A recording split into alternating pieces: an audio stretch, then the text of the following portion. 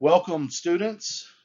Good morning, good afternoon, good evening, whatever time of the day it is in the United Kingdom when you're watching this. You're either watching it on your own or watching it in the classroom together. I do apologize for not being able to do the class live on Thursday morning, but we're just going to deal with it. We're going to go on having a good time studying at Urshan Graduate School of Theology, and I actually met another Harvest Bible College instructor, Steve Green, and he spoke very highly of the school there and the students that he knows.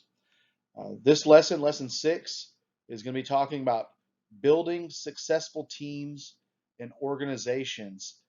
We have various teams in churches, various teams in our secular vocations, and we're going to talk about things that apply to each one of those.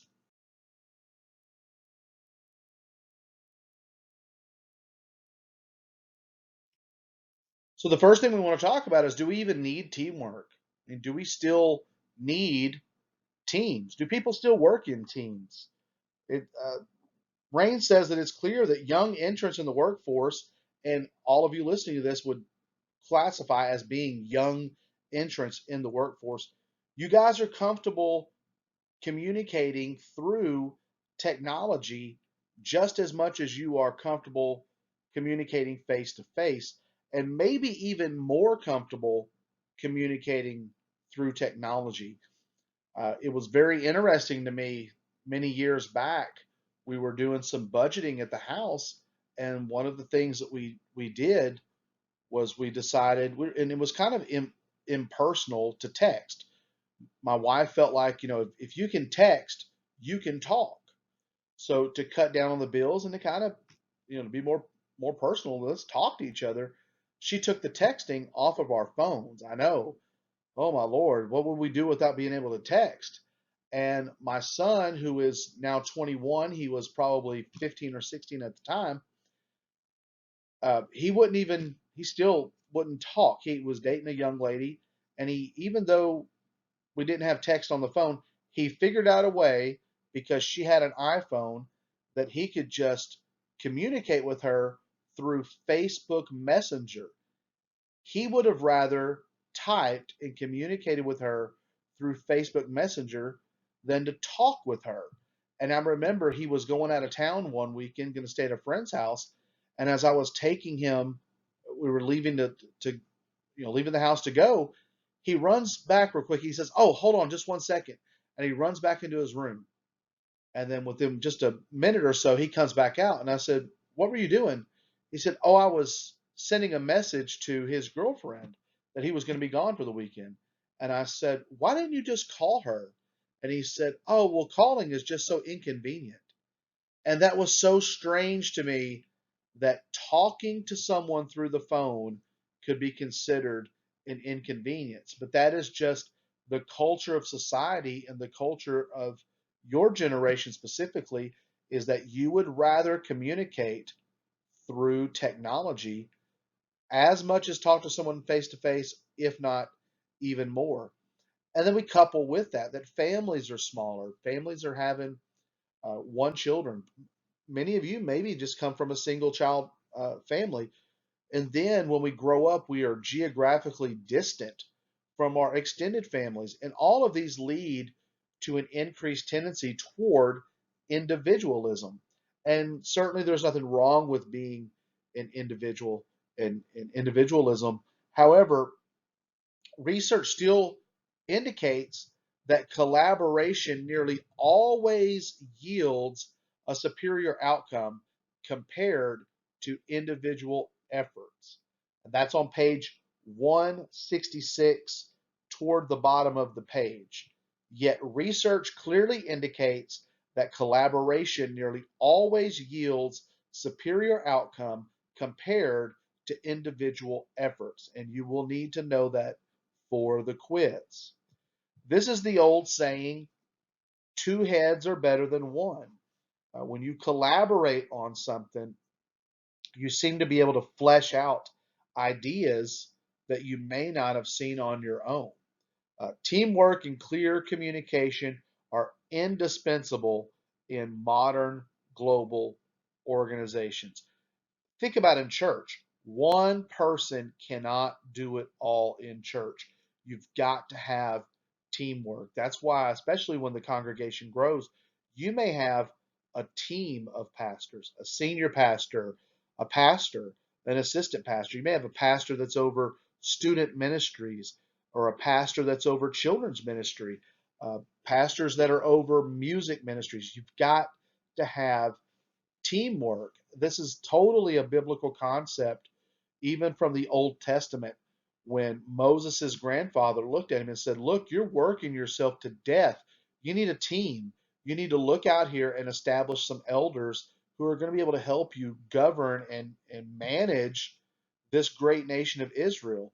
And then the same thing even in the New Testament church. In 1 Corinthians chapter 12, Paul talks about the things that God placed in the church. First apostles, secondarily prophets, thirdly teachers. After that, helps and governments. And that's your church boards and things of that nature. We have to have teamwork. And we need diversity in our teams. Diversity refers to all the ways in which individuals may differ. They may differ in gender, race, ethnicity, technical abilities and backgrounds, sexual orientations, religion, religious affiliation, social classes, work style, worldviews, and so on. And you will need to know that definition of diversity for the quiz. That's found on page 167. There's a big box on 167. There's a paragraph under that box, and that is the last sentence in that first paragraph on 167. So, do we need teamwork? Of course we do. What's going to work? Teamwork.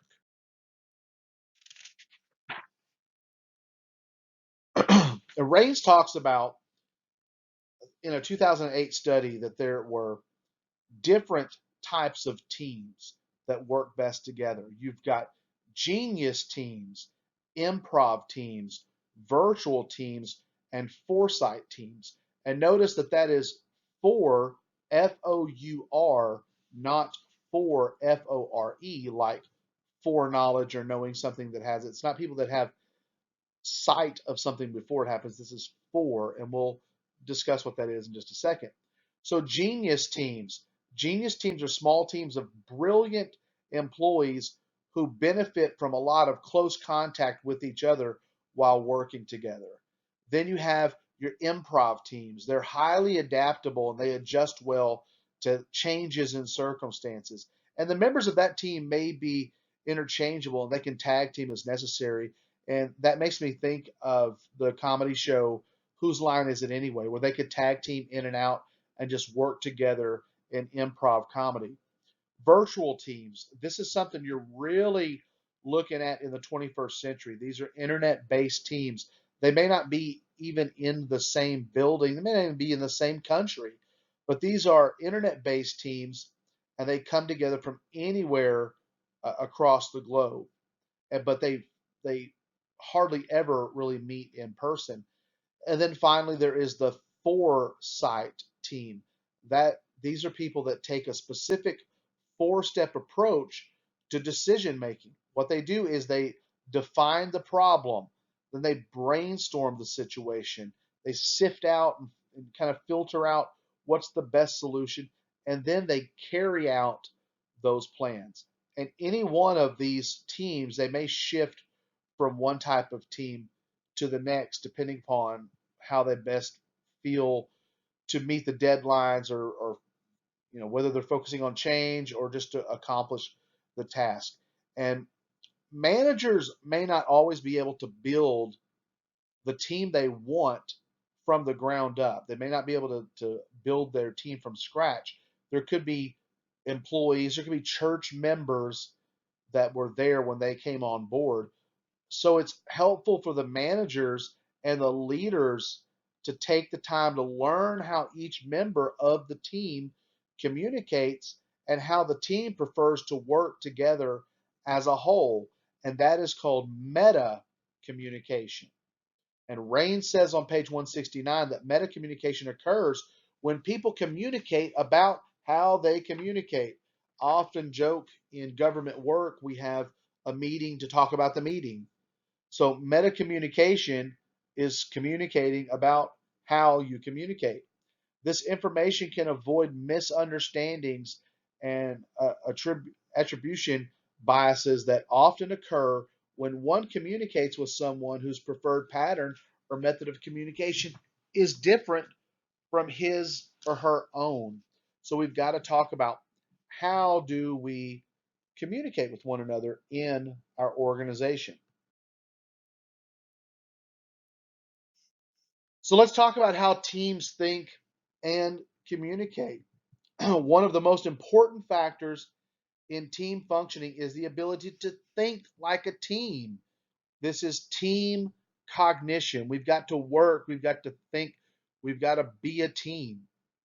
And so there are two key concepts relating to team cognition. That's team mental models and the transactive memory system. The team mental model is a set of jointly held information within a group. And then the transactive memory system is like a mental map that disseminates the information held by the individual members. And then those aspects of knowledge are known by each team member collectively. That's called shared mental model. So the team mental model is a broad construct representing the wide variety of what the team knows collectively. The shared mental model is a construct representing the knowledge that all the team members share. And then the transactive memory system is an intricate web of who knows what in the team. And I don't know if you've ever seen this before, but in some businesses, you'll see, like, say, for an example, you have a plumbing company. They do all sorts of plumbing work, you have all sorts of employees. So every employee has a different level and a different number of years experience. So what they do is they collectively put all those numbers of experience together, and it may say Westlake Plumbing, 100 years of experience. Well, we know that no one person in Westlake Plumbing has 100 years of experience.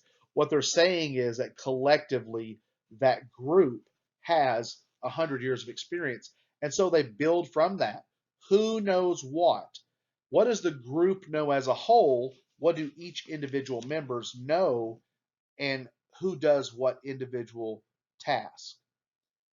And so to have a well functioning team, there are 5 common characteristics in a well functioning team.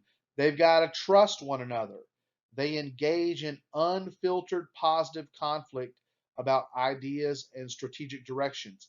They commit to a decision and an action plan, even if some members disagree with them, and they hold one another accountable for delivering their commitments. They focus on the achievement of collective results. In other words, they are team players. And you can find this on page 171 of Raines's book. The last paragraph, right in the middle, it says, in the 5 dysfunctions of a team, he writes, and that next big long sentence, the well functioning group has these 5 common characteristics, and there they are. You will need to know that for the quiz.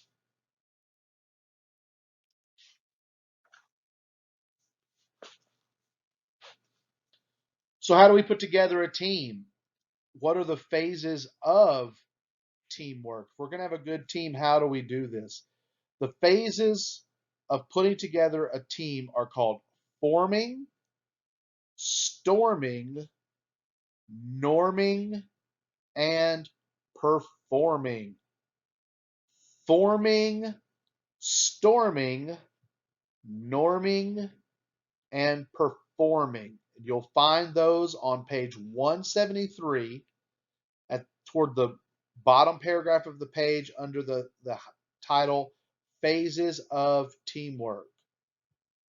Forming, we're putting the group together. This could be, this very famous team over the last 12 plus years known as the Avengers. Surely you have heard of this group called the Avengers. And Tony Stark comes to the general and he says, "Hey, we're putting together a team." Or maybe it's Nick Fury that says, "I had this plan called the Avengers Initiative." So the first phase is forming. The group comes together either spontaneously or by design.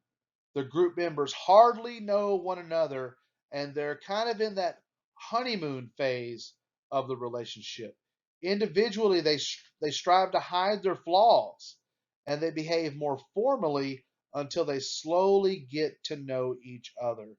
This is your Avengers group. Your Avengers coming together. Next, the group goes through a storming phase. And in this phase, a hostility arises between the members, and the subgroups are often formed. This would be your Civil War phase. You have Team Captain America versus Team Iron Man. There's some sort of hostility. They form subgroups. There's a lack of clarity among roles. Who's the leader of the Avengers? Is it Captain America? Is it Tony Stark? Well, no, I'm just the guy. I'm not the leader. I'm just the billionaire that pays for everything, designs everything, and then I save everybody. So there's a lack of clarity among the roles. Who's the strongest Avenger? Is it Hulk? Is it Thor? So there's a lack of clarity among roles. There's differences in communication structure. Do we need to sign the Sokovia Accords? Do we not need to sign this? Do we need to put our name on this registry? So we have this lack of communication. And then there's personality conflicts. Sometimes I wish I would just like to bust you in your perfect white teeth, Tony Stark says to Captain Steve Rogers. And then all of this just blows up. This is storming. There's a hostility that arises. And then the third phase, norming, occurs as a group develops shared behavioral norms and expectations. There's a problem that arises, and we've got to work together. What's going to work? Teamwork. So we've got this guy, Thanos, or whoever it is that's come between us. And then the final phase is performing. They perform at the peak performance level, and now that they are at their end game, and this is the best they can be. Everybody is on the same team. We're all fighting for the same cause. Doctor Strange has seen every possible way that this can end, and there's only one way. It has to be this way. And we are going to work to our best peak performance levels. And Rain says that when teams are developing a higher trust, they perform better than teams that are lower in trust. And in this ultimate team of superheroes, this ultimate team of Avengers, we can definitely see that was the case. That when they didn't trust each other, they just fell apart. But when they came together, things worked like a snap.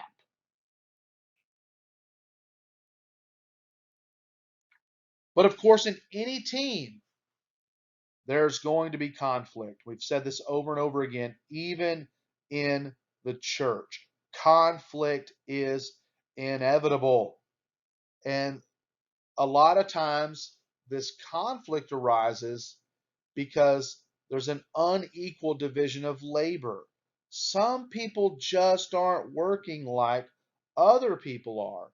So when organizations wish to encourage more teamwork, they often switch to team based incentives and reward programs. This is to motivate people to work harder. You get this incentive for working harder, yet this can also lead to social loafing, or what's also known as shirking or presenteeism. And we talked about that last week. Social loafing, shirking, presenteeism, those are all the same thing. It's synonymous terms. This is when an employee chooses not to do their share of the workload.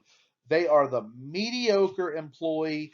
They are simply there to collect a paycheck. A guy I worked with years ago said they barely can fog a mirror to show that they have breath. But you need to know what social loafing, or also called shirking, is. That's found on page 177 at the top of the page. Social loafing or shirking occurs when an employee chooses not to do his or her share of the collective load.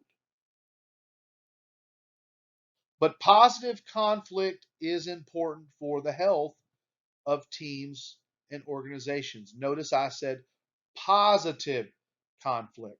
Positive conflict is also called cooperative conflict, and it is the healthy sharing of differences of opinions and negotiations necessary to make tough decisions.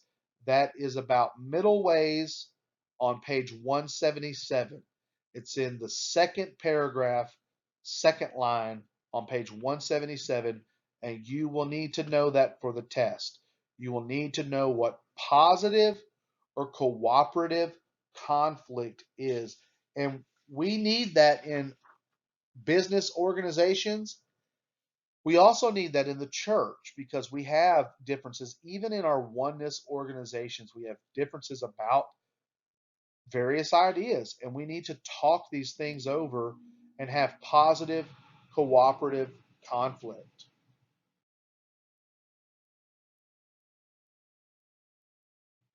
There are two primary sources of conflict in teams or organizations.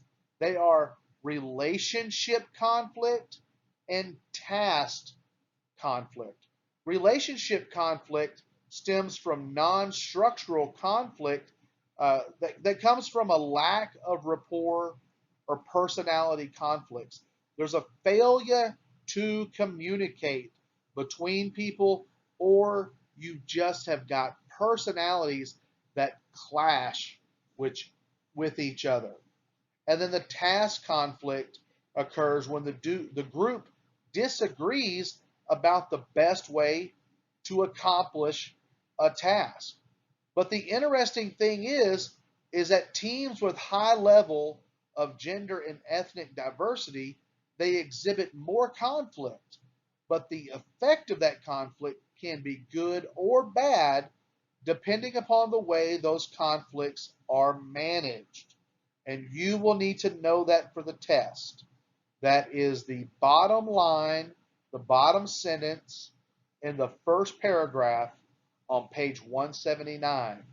You need to know that there needs to be diversity in the teams, and diversity in those teams, it can lead to conflict, but that conflict can be good or bad. All the conflict is not good. All the conflict is not bad, and you'll need to know that for the quiz.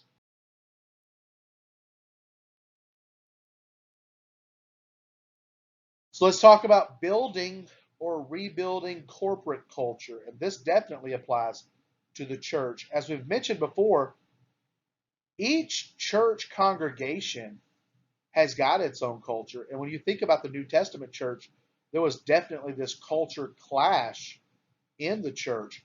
For the first 30 years, it seems like, maybe not quite 30 years, maybe at least 10 to 15 years of the early church, it was all Jewish culture. They brought their culture from their Old Testament beliefs into the first century church. But then when the Gentiles come into the church in Acts 10, and Barnabas and Paul carry the gospel to the Gentiles in Asia Minor, we're now bringing these Gentiles into a predominantly Jewish culture. And so this culture clash comes up of, we've got these Gentiles that they eat catfish and they eat bacon and they eat cheeseburgers. And that's just so different from the culture that we've had. And the Jews, we wear things like fringes on our prayer shawls, and we wear our prayer shawls when we pray, and we wear these certain kinds of clothing as Jews, and the Gentiles don't do that. And the Gentiles don't have any problems eating meat that came from an animal that was originally sacrificed to a god. And so what do we do with all this type of culture? Well, we've got to build and rebuild a type of culture in the church. And the culture of the organization or the culture of the church, it really tells us what the norms, the behaviors, and the attitudes from the in group and the out group members are.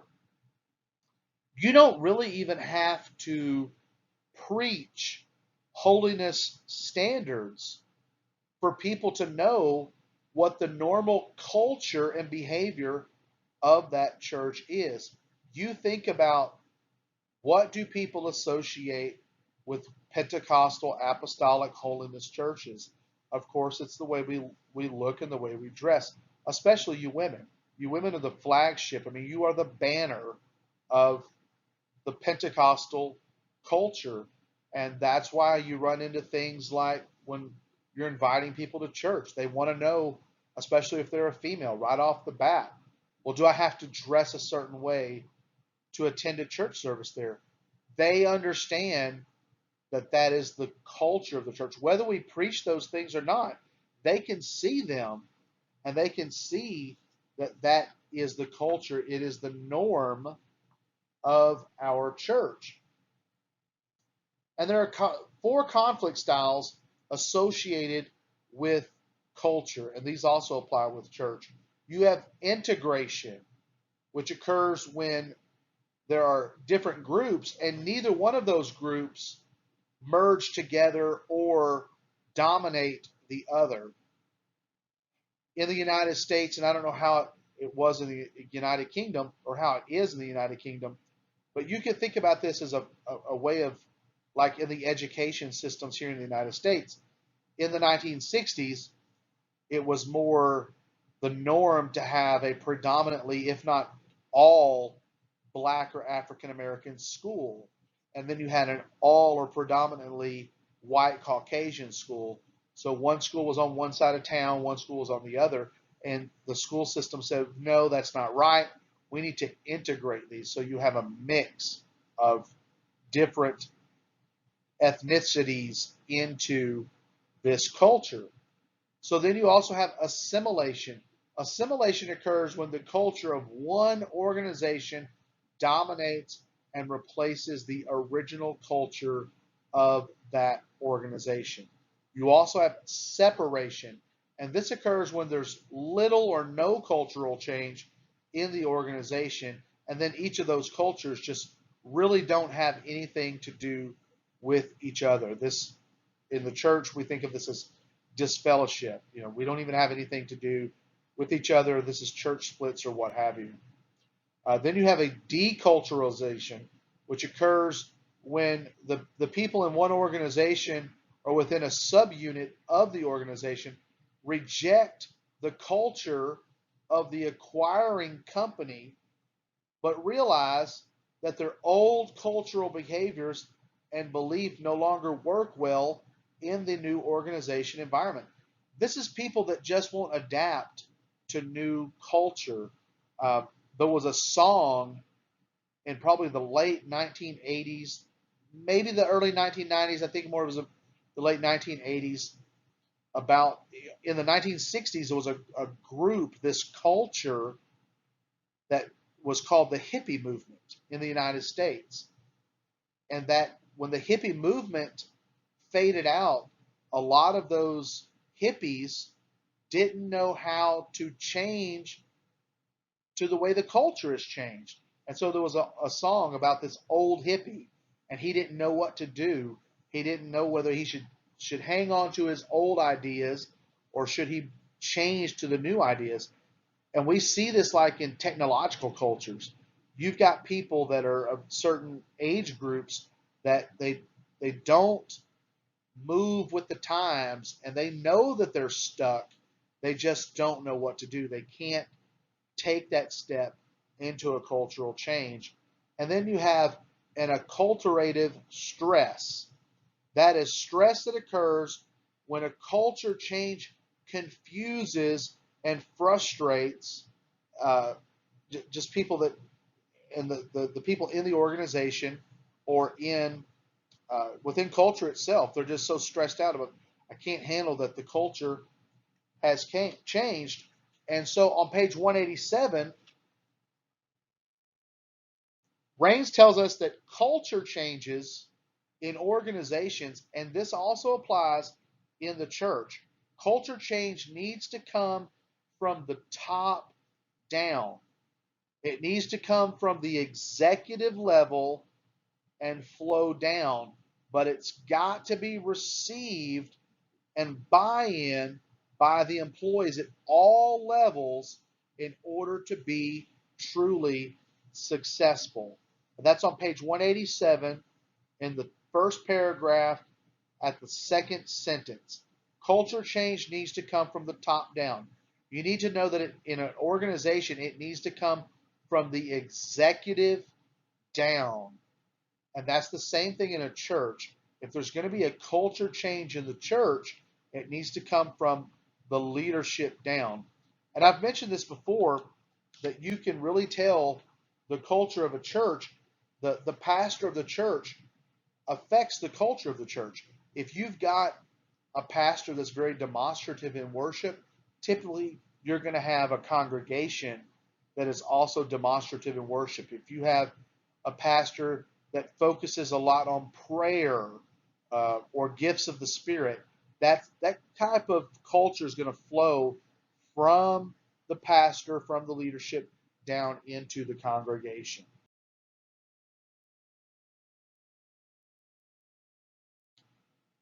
And so, Anna Maravallis, in her book, How to Replace Workplace Conflict and Stress, and I have uploaded the PDF of this book to the files. Now, you don't need to know anything from this book for the quiz, but it is something that I would suggest that you at least download, keep with you, and refer back to. All of these lessons that we're going through, this is not simply some class that you've got to pass to earn a degree or certification. This is all going to help you in church leadership if you ever work in management in some sort of organization. So Anna Maravallis says that there are three cultures at, at work. And so every time we face a frustration, the way we think about it, not even the event itself, but how we think of that frustration determines how frustrated we feel and how effectively we respond. Most people are even unaware that they can continuously or unconsciously answer the question, why am I so frustrated? And we all probably gravitate toward one or two of these three basic reactions to that question, which begins to operate like a reinforced circuitry in our mind. So the first response to frustration is reflexive and inflammatory. We target other people as the source of the problem. This is an automatic response, and it undermines effort, it clinches long-term failure, and it increases hostility. The second reaction is a form of harsh criticism, and it typically begins to dominate our thinking after the adrenaline response fades. This reaction turns the power of contempt inward. We look at ourselves. It causes individuals to withdraw, or we become depressed. We feel helpless or immobile. And we see this as an increase in the risk factor of a variety of illnesses. Self loathing results in a loss of energy. It triggers feelings of lethargy and hopelessness. Participants describe these emotions as boring, stifling, oppressive, mind numbing, and just draining. And some work situations are so void of the stimulation and energy that employees struggle with isolation, they struggle with depression. And listen, we have Holy Ghost filled people that struggle with those same things. They are apathetic about church in and of itself, and they struggle with depression through these types of hostilities and the church culture. And then the third response to frustration is a reflexive reaction that when the problem occurs, we focus our attention on the situation and not the people. It's analytical, but it's a warm reaction to frustration that makes for a hearty climate and an increase in respect, an influence, a resilience, and productivity, and it's a sense of well being. These types of reactions support people as they tackle hard problems and they increase positive energy. They sustain groups through through the thick and the thin. Um, in describing these type of climates, participants in seminars use words such as productive, fun, energizing, wacky, respectful, and this is a kind of atmosphere that really can get things done. And so Marvalis has this chart that she uses for these three cultures at work, and this again also applies to church. You've got a high negative energy, and that is contrasted with high energy positive, and then there's this valley in between them. So the high negative energy, that's the real hostile. This is the critical. We get angry, we're anxious, or we're cynical, we're indignant, and there's low productivity in that. On the other side is a hearty appreciation of the conflict. And we focus on what the conflict is and not the people. So we're respectful, we are cooperative, we're confident, and we're resilient. And that type of high energy results in optimal productivity. But in the middle, in that valley, we're helpless. We become disengaged, depressed, hopeless, withdrawn, and in that we have low productivity. So we always need to strive for a culture of high positive energy. The same thing in a church. If you've got a culture of a positive work in the church, people are going to be respectful. We're going to work together. The church, in and of itself, the local congregation, is going to have confidence in the work that they're doing for God's kingdom.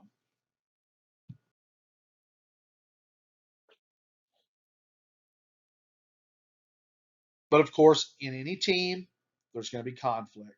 So, what happens when one person doesn't play well with others?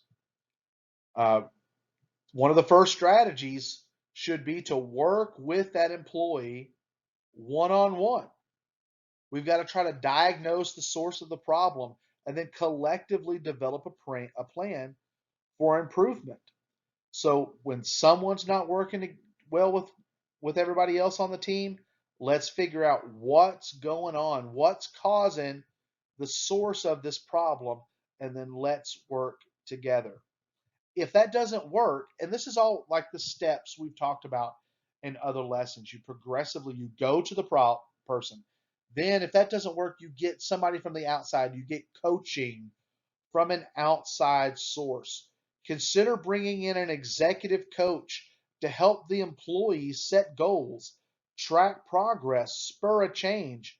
Alternatively, if coaching is not in the budget, assign a mentor, find another employee, find another person in church that can kind of help them go along, somebody that can work with them. And then finally, what happens if all else fails? What do you do? When this happens, organizational leaders need to find a way to help this person realize that his or her best career path lies outside of the current organization, either through a dismissal or preferably through the employee's decision to voluntarily leave the organization, especially in work. You might have to tell them, look, This is not for you. You working here is just not going to work out. And you can either leave voluntarily or we can just let you go. We can terminate you and let you go. But that's kind of like, cutting out the cancer in the last ditch effort. What happens when all else fails? We're just going to have to part company. And that's actually a very biblical concept. We have that in the church, and we never want to deal with this. And sometimes we don't know that it's been dealt with. Matthew 18:15 through 17, Jesus said, "If your brother sins, go and show him his fault in private." That's the first strategy. We go to that person and we work one on one to diagnose what the problem is. If your brother sins, go and show him his fault in private. If he listens to you, you have won your brother. You have settled that conflict.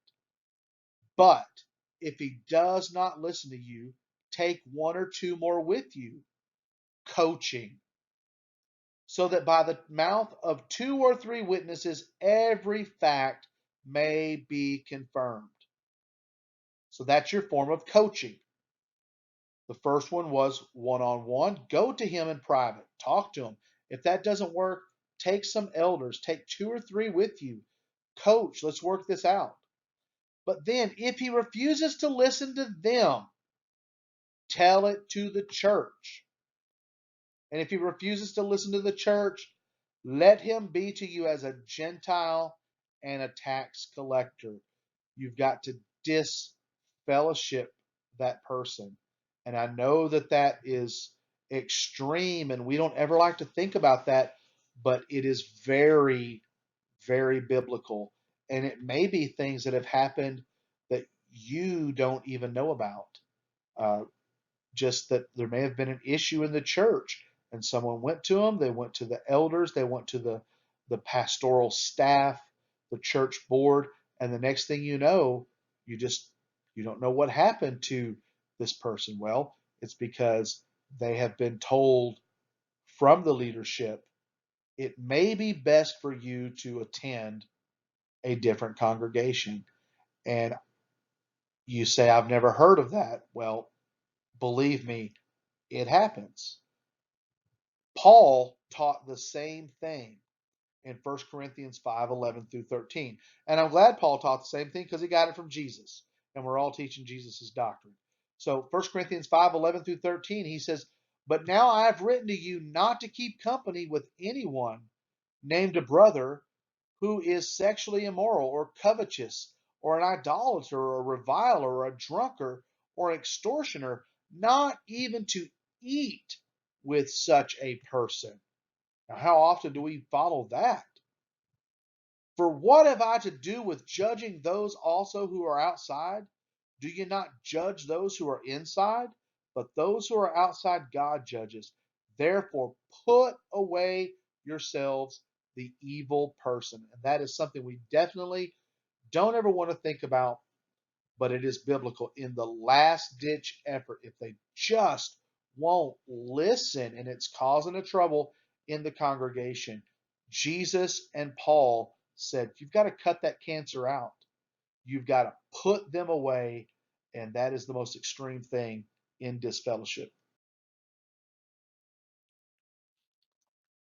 So, in addition to the obvious reasons why employers or managers are dealing with these people that are they don't play well with others.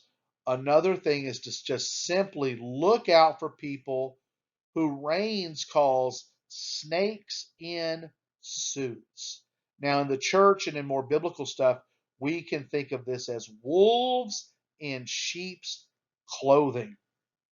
So, according to research, about 1 to 2% of people match the profile of a psychopath. Now, although movies like to portray psychopaths as murderers, and of course, some people are, most are able to function at some level in society and in the workplace at least for a while. And in the workplace, this type of personality can wreak some serious havoc. And let me stay in the church. This type of personality can seriously, a psychopathic type of personality, a snake in a suit, a wolf in sheep's clothing. Jesus told us, beware of the wolf in sheep's clothing. They can wreak some serious havoc in your organization and in your church. They can turn high functioning teams into disasters. And so on page 192, Raines gives us some characteristics of psychopaths. The interpersonal characteristics, they are superficial, they are grandiose, and they are deceitful. Have you ever met a person that would rather lie than just tell the truth? I mean, everything they say just drips with lies. And one thing I can't stand is a person that lies. I tell my children, all of my children, but still raising the young children, when you are in trouble and when I ask you a question, don't lie. If you've done something wrong and you tell the truth, you stand a chance of not receiving some sort of punishment or correction because you understand what you did. We've talked about it. You don't have to receive some sort of corporal punishment. But I promise you, if you lie to me, you are going to receive some sort of punishment. Because to me, if you'll think about this, to me, when a person lies to me, they are telling me, I think you're stupid. I think you are so stupid that you will not understand that I'm lying to you. They think that they're pulling the wool over your eyes, so they are deceitful. That is a psychopathic characteristic. They're effective. They lack remorse. They lack empathy, and they really just don't respect or accept responsibility. In their lifestyle, they're impulsive, they lack goals, they're irresponsible, and then they have this antisocial behavior. They have poor behavioral controls, they have adolescent antisocial behavior, and then there's even adult antisocial behavior. And so Raines concludes on page 193. This is at the bottom of the big main paragraph on page 193. She says, when it comes to snakes in suits, it is better to screen them out or identify them early before they drive away good employees or ruin the good name of the organization. It's the little foxes that spoil the vine. It's the bad apple that spoils the bunch. You think about a basket of fruit and you get one bad apple and it's touching all the other bad apples, and so it spreads that uh, that bruising or that rottenness from one piece of fruit to the next. And so snakes in suits and wolves in sheep's clothing, they just become a tumor or a cancer in that organization. And the same thing in church congregations, church leadership, what have you. And that is it is the final, it's the be all end all. The last ditch effort is to just get rid of them. And Raines tells us it's better to screen them out early so that the damage doesn't get done in your organization and it doesn't ruin the good name of your organization or of your church. So pay attention to the things that I told you that you're going to need to know for the quiz. Again, be mindful of everything that is highlighted in green.